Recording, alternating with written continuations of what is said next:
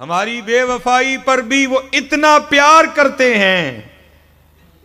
اگر ہم با وفا ہوتے تو کیا ہوتے؟ تو پھر یہ تو ہو ہی نہیں نا کہ کچھ پوچھا ہو تو جواب نہ آیا. جواب پھر کیا آیا؟ اور دل تو کیا چیز ہے، ہم روحوں میں اترے ہوتے، تو نے چاہا ہی نہیں چاہنے والوں کی طرح. تجھے ہم سے کب پیار ہے؟ تجھے تو نیند پیاری ہے. ساڑھے نال تینوں کدوں پیار ہے؟ تینوں تو نیندر پیاری ہے. آج کر لو حضرت جی، اور کر کے دیکھو پھر ہوتا کیا ہے. یاری لگائیں حضرت جی، پھر دیکھو تو صحیح رنگ کیا لگتا ہے. یہ حضرت عبداللہ بن زید رحمۃ اللہ تعالی علیہ، یہ حضرت جنید بغدادی رحمۃ اللہ تعالی علیہ کے دور کے بزرگ ہیں. نکاح نہیں کیا ساری زندگی، جذب کا غلبہ رہا، استغراق سکر کا غلبہ رہا، تو نکاح نہیں کیا ساری زندگی. تو ایک دن بڑھاپا آ گیا. ایک دن بیٹھے حدیث پاک پڑھ رہے تھے جس میں حضور نبی علیہ السلام نے ارشاد فرمایا، جس کا مفہوم ہے کہ جنت میں کوئی شخص بھی تنہا نہیں ہوگا. جو یہاں نکاح کی عمر کو پہنچا نہیں، پہلے انتقال ہو گیا، یا پہنچا نکاح کر نہیں سکا، تو اللہ جل شانہ جنت میں ان مسلمان مردوں اور عورتوں کا آپس میں نکاح کر دیں گے. اور کیونکہ جنت میں ہر جنتی شخص کی عمر 30 سال ہوگی. ٹھیک ہے جی. تو دل میں خیال آیا بھائی یہاں تو نہیں ہوا تو اب آگے تو ہونا ہی ہے نا. تو دل میں یہ خیال آیا پتہ نہیں جنت میں میری بیوی کون ہوگی. تو لکھا ہے کہ حضرت نے اللہ کے حضور دعا کی، یا اللہ یہاں تو تیری محبت میں گزر گئی، لیکن تیرے محبوب فرما رہے ہیں کہ جنت میں نکاح ہونا ہی ہونا ہے. تو یا اللہ مجھے اتنا تو بتا کہ جنت میں میری بیوی کون ہوگی، کون میری شریک ہوگی جنت میں. تو آپ فرماتے پہلی رات دعا کی تو دعا قبول نہیں ہوئی. فرماتے دوسری رات پھر کی، قبول نہیں ہوئی. تیسری رات جب کر کے سویا نا تو خواب میں کیا دیکھا؟ ایک سیاہ فام عورت ہے کالے رنگ کی، اور وہ خواب میں کہہ رہی ہے کہ میں میمونہ ولید ہوں اور میں بصرہ میں رہتی ہوں. بیدار ہوئے، آنکھ کھلی، وقت تہجد تھا، نماز تہجد ادا کی، نماز فجر پڑھی، سواری لے کے بصرہ چلے گئے. بصرہ والوں نے حضرت کا بڑا پرتپاک استقبال کیا.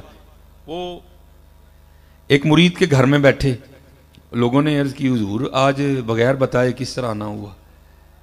تو آپ فرماتے ہیں یار یہ تو بتاؤ تمہارے بصرہ میں کو میمونہ رہتی ہے؟ تو لوگوں نے عرض کی حضور رہتی تو ہے، تو آپ نے کیا کرنا ہے؟ آپ نے فرمایا میں اسی سے تو ملنے آیا ہوں. لوگ حیران ہو کے کہنے لگے حضور آپ اس سے ملنے آئے ہیں؟ آپ فرماتے ہیں میں نے کہا کیوں، اس سے کو مل نہیں سکتا؟ حضور وہ تو دیوانی ہے، لوگ اسے پتھر مارتے ہیں. اور حضرت یہ بھی کمال ہی رنگ ہیں، سنگ ہر شخص نے ہاتھوں میں اٹھا رکھا ہے، جب سے تو نے مجھے دیوانہ بنا رکھا ہے، کڑی اس شخص پہ بھی محبت میں گزری ہوگی، نام جس نے بھی محبت کا سزا رکھا ہے. فرماتے ہیں حضور لوگوں سے پتھر مارتے ہیں. اب فرماتے ہیں میں نے پوچھا پتھر کیوں مارتے ہیں؟ حضور کام اس طرح کے کرتی ہے. کیا کرتی ہے؟ تو حضور اگر کوئی رو رہا ہے نا وہ اسے دیکھ کے مسکرانا شروع کر دیتی ہے، اگر کوئی مسکرا رہا ہے تو وہ اسے دیکھ کے رونا شروع کر دیتی ہے. لوگ پتھر مارتے ہیں اس کو، وہ دیوانی ہے، آپ نے اسے مل کے کیا کرنا ہے؟ اور حضور اس کی دیوانگی یہاں تک بڑی ہوئی ہے کہ اجرت پر وہ ہماری بکریاں چراتی ہے. آج بھی وہ ہماری بکریاں لے کے جنگل گئی ہے، اور ایسی دیوانی ہے بس جتنی ضرورت ہو نا اتنے رکھ لیتی ہے، باقی اللہ کے راستے میں صدقہ کر دیتی ہے. آپ آرام فرمائیں، عصر کے بعد لوٹ آئے گی. حضرت فرماتے ہیں میں نے کہا بھائی عصر کس نے دیکھی ہے، یہ بتاؤ جنگل میں کس سائیڈ پہ گئی ہے؟ عرض کی حضور نہ جاؤ، بڑا خوفناک جنگل جی، وحشی درندے بڑے جے، حشرات الارض بڑے نے، نہ جاؤ. حضرت فرماتے ہیں میں نے کہا نہیں، بتاؤ کس سمت گئی ہے؟ سمت بتائی گئی. آپ فرماتے ہیں میں جنگل میں چلا گیا. آپ فرماتے واقعی بڑا خوفناک جنگل، بھرا پڑا شیروں سے، وحشی درندوں سے. کہتے میں نے حیران ہو کہ خود سے سوال کیا، اوے عبداللہ بڑی بات ہے، وہ اس جنگل میں جب پیر اٹھاؤ تو آگے شیر کھڑا ہے، وہ کیسے بکریاں چرا رہی ہے؟ خیر آپ فرماتے ہیں جو جگہ بتائی گئی تھی نا میں وہاں پہنچ گیا، لیکن آپ فرماتے جب وہاں پہنچا تو دو حیران کر دینے والے منظر تھے. پہلا، میمونہ آئی تو بکریاں چرانی تھی، لیکن بکریاں نہیں چرا رہی تھی، وہ تو اس جنگل میں لوگوں سے چھپ کے مصلی بچھا کے نوافل پڑھ رہی تھی.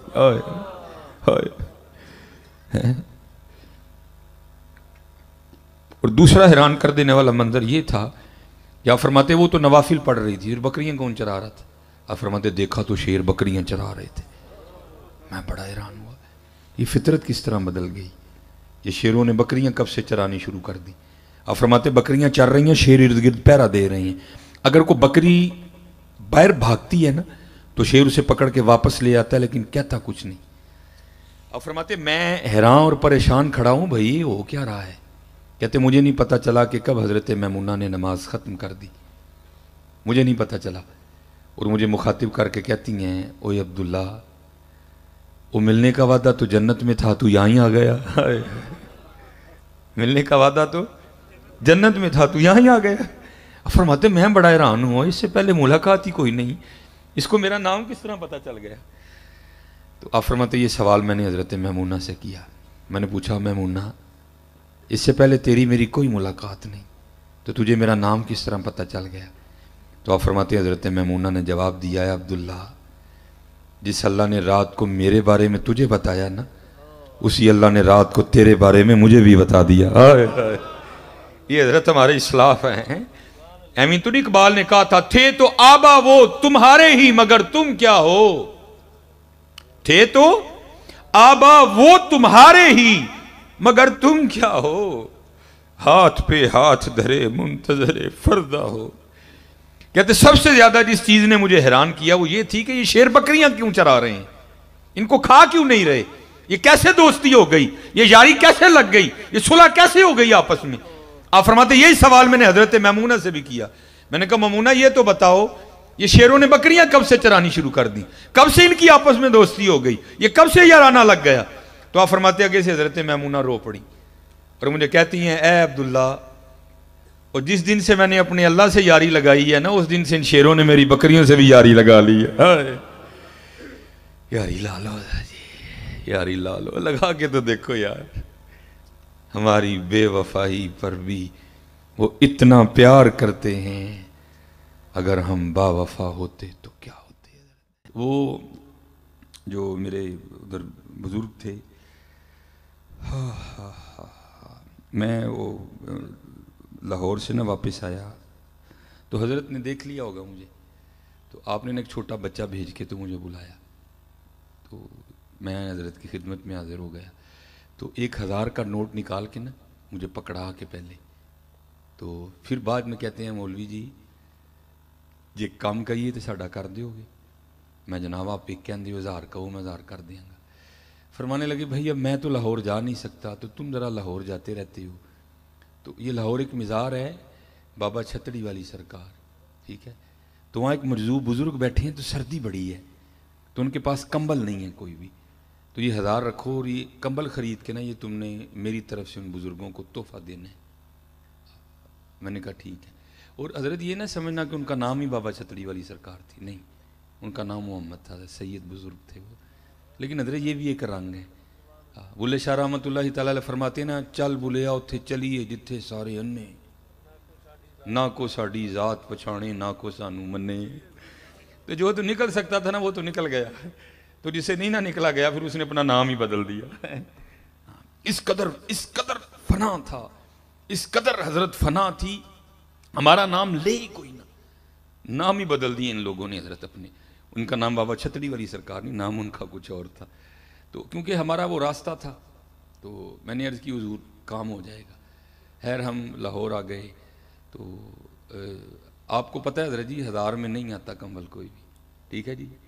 تو لاہور میں ذرا ایک آپشن موجود ہے لنڈے کا، کہ وہاں سے بڑی بڑی قیمتی چیزیں بھی جو ہے نا ذرا تھوڑی سستی مل جاتی ہیں، تو ہم پھر چلے گئے۔ ہم نے وہاں بحث کر کے اپنے خان بھائی سے نا ایک بڑا گرم سا کمبل 800 میں لے لیا، 200 میں نے بچا لیے کہ جب سیالکوٹ واپس جاؤں گا نا تو بابا جی کو جا کے 200 دوں گا تو بڑے خوش ہوں گے۔ اب جب مدرسے میں کمبل لے آئے نا، بعد میں دل میں خیال آیا یار ایک اللہ کے دوست نے لینا ہے، پتہ نہیں نجاست غلیظ ہے خفیف ہے کیا ہے۔ ہم نے پھر اس کمبل کو دھویا بھی، 3 پانیوں سے ہم نے اسے پاک کیا، ذرا سردی تھی سوکھتے تھوڑا ٹائم لگ گیا، تو بس سوکھ گیا تو ہم لے کے نا اس کو مزار شریف پہ چلے گئے۔ جب وہ مزار پہ گئے نا تو اللہ کی کرنی کہ اس وقت وہاں کوئی بندہ نہیں موجود تھا، صرف ایک ہی بندہ تھا، لیکن وہ بھی بندہ کسی وکری دنیا میں پہنچا ہوا تھا۔ اس کی خاموشی میں بھی بڑا روب تھا، تو اتنی ہمت نہیں ہوئی کہ اس سے پوچھوں کہ حضرت آپ ہی مجذوب ہیں، لیکن اس کی خاموشی بھی کہہ رہی تھی کہ ہاں میں ہی مجذوب ہوں۔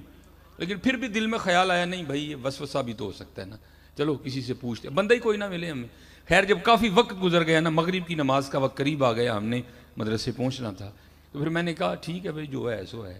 میں نے اس طرح کر کے نا کمبل ان کے کندھوں پہ ڈالا، تو جاگ رہے تھے لیکن بولے نہیں. او بھائی تو کون ہے، یہ کیوں میرے کندھوں پہ تو کمبل دے رہا ہے؟ نہیں بولے.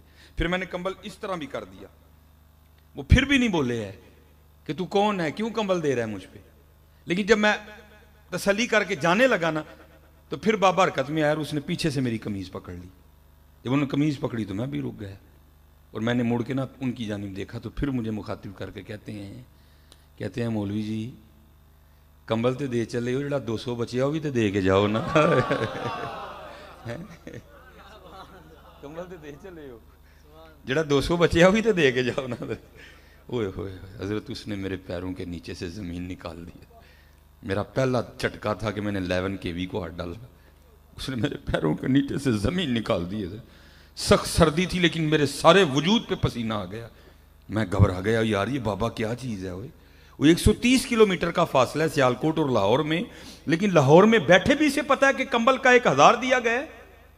اس کو یہاں بیٹھے بھی پتا ہے کہ کمبل 800 میں خریدا گیا ہے. اس کو یہاں بیٹھے بھی پتا ہے کہ 200 بچ گیا جو اس کی جیب میں ہے.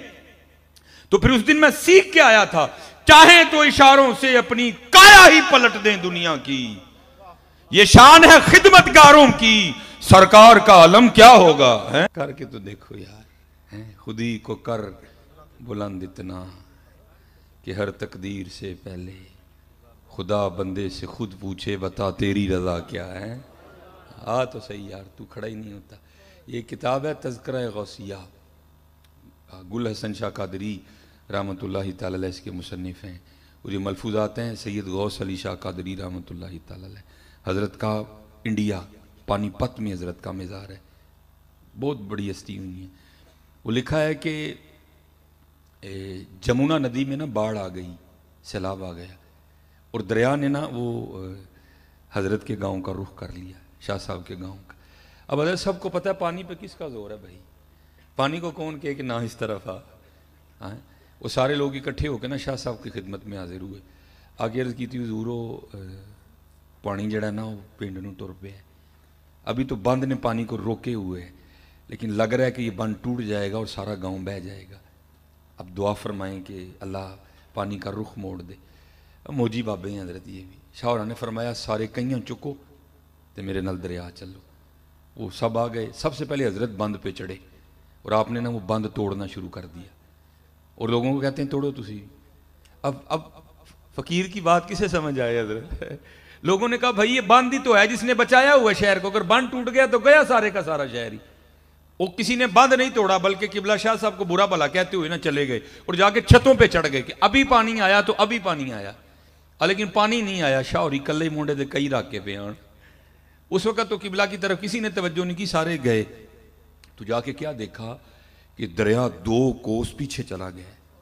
دریا نے اپنا رخ ہی بدل لیا ہے. بڑے حیران ہوئے. سارے شاہ صاحب کی خدمت میں آئے، پہلے اپنے قصور کی معافی چاہی. شاہ صاحب نے معاف کر دیا. عرض کر دیں حضور یہ راز بھی تو بتائیں نا، پانی 2 کوس پیچھے کس طرح چلا گیا؟ آپ نے فرمایا خود ہی کہہ رہے ہو راز ہے تو پھر راز کو راز ہی رہنے دو. نہیں عرض کی حضور بتائیں. تو آپ نے فرمایا وہ جدوں میں پہلا ٹک لایا نا بن نو، پہلی کئی ماری تو پھر تانوں ہی کیا مارو تو تھی تو ماری کوئی نہیں، تھی تو ٹر گئے. تو میں ماردا رہا تو نال عرض کردا رہا یا اللہ اے پانی جے ساڈے پنڈ نو ٹریا ہے نا تے تیری مرضی نہ ٹریا ہے. آپ ہی تو نہیں پانی آ سکتا ہے، تیری مرضی نہ ٹریا ہے. تو پھر تیری مرضی ساڈا پنڈ ڈوبن دی ہے تو میں تے تیرا بندہ ہوں نا، تو میں تیری رضا تے راضی ہوں، میں رل کے ڈوباں گا تیرے نال. میں نے بند توڑنا شروع کر دیا. کہتے بس تھوڑی دیر بعد ہی آواز آئی غیب سے، او بندے وہ تو وہ چاہتا ہے جو ہم چاہتے ہیں، لے پھر اسی وہ کر دنے ہیں جو ہن تو چاہنا ہے. آؤ تو صحیح یار، ہم تو مائل با کرم ہیں، کوئی ساحل ہی نہیں. راہ دکھائیں کسے کوئی راہ روے منزل ہی نہیں، کوئی قابل ہو تو شانے کہیں دیتے ہیں، ڈھونڈنے والوں کو تو دنیا بھی نہیں دیتے ہیں. یہ راز سمجھو حضرت اور اپنی زندگی ضائع نہ کرو حضرت. راز سمجھو یہ راز ہے کیا حضرت، راز ہے کیا. جو سمجھ گیا پھر کمال ہی کمال ہے حضرت. کہیں اس وہم میں نہ پڑ جانا کہ ہم نے نہیں جانا حضرت. بس اتنا یاد رکھنا کہ جانا ہم نے بھی قبرستان ہی ہے، اتنا بس یاد رکھنا، وقت اچھا گزر جائے گا۔ جس دن بھول گئے نا اسی دن کام خراب ہوگا۔ اور یہ تاریخ نے تو بڑا کچھ لکھا نا حضرت، ہم نے تو تاریخ ہی چھوڑ دی۔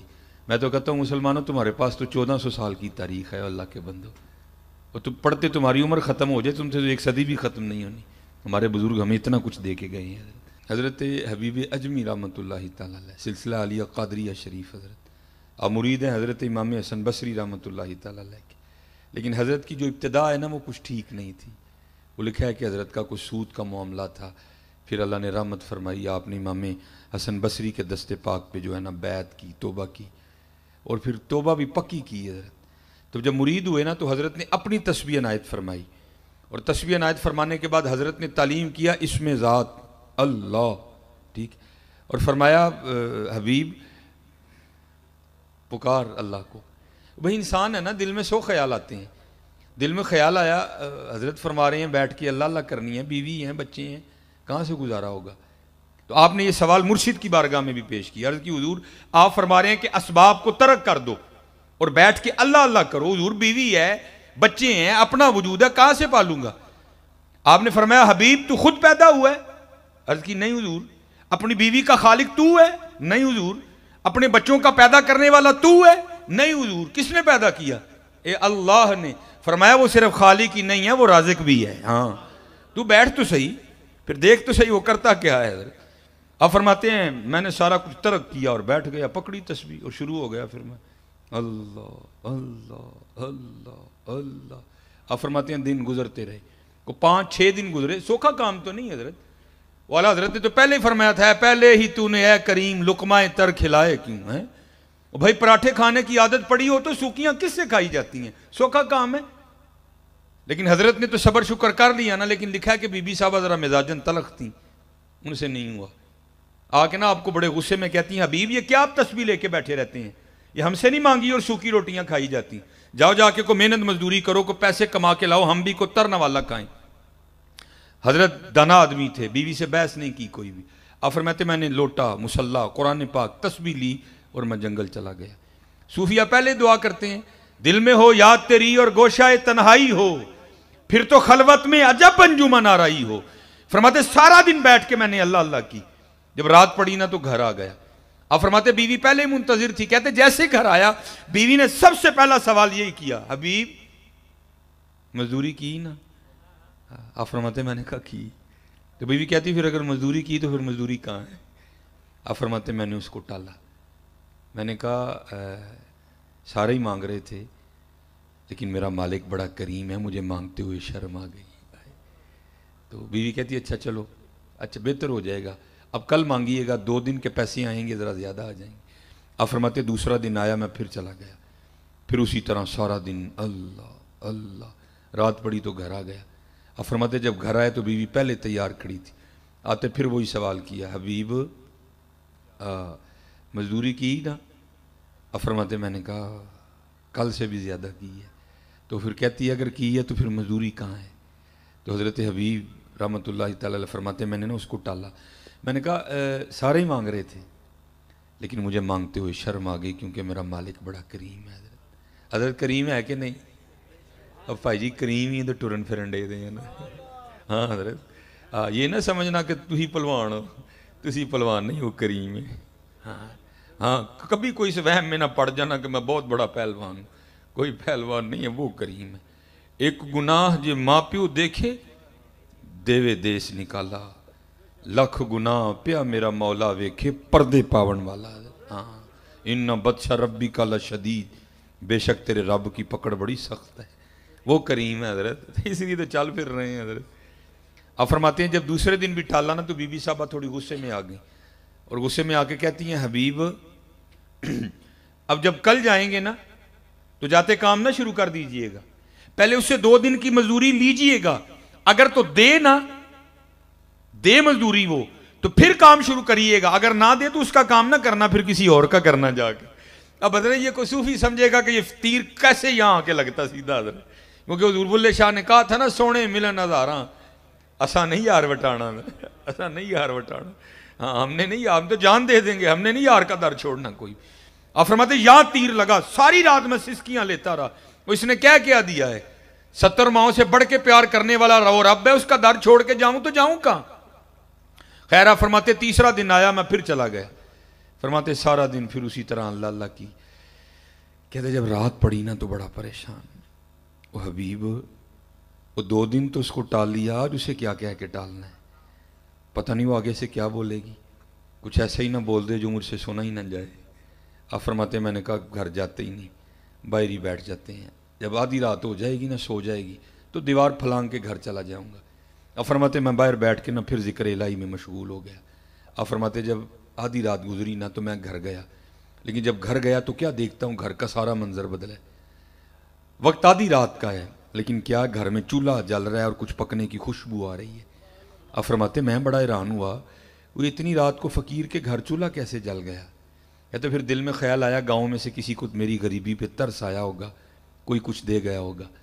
خیر اب دیوار پھلانگنے کا تو سوال ہی نہیں اٹھتا تھا. اب فرماتے میں نے جا کے نا دروازہ کھٹکھٹایا.